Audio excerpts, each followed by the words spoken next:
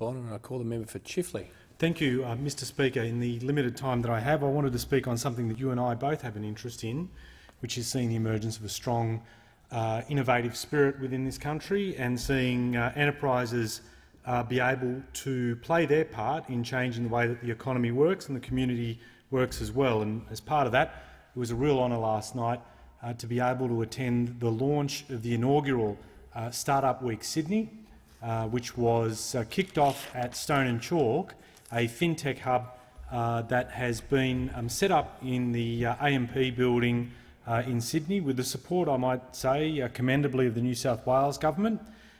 This week will feature a whole series of events, hackathons, policy discussions, and also provide enterprises the ability to connect with each other, to network and to be able to find out what makes other enterprises tick, what are the pitfalls that they've experienced and how they can overcome that.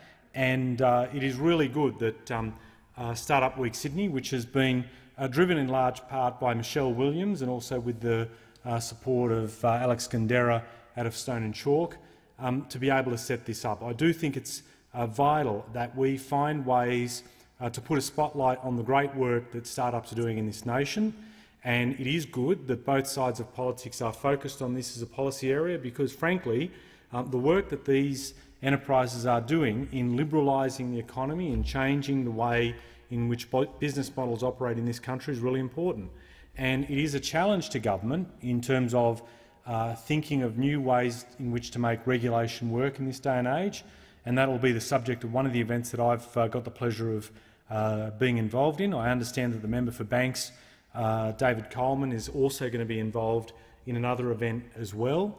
And it is good that we are engaging early on in this space, though from their perspective a lot of startups in this country would have liked both sides of politics to engage a lot sooner.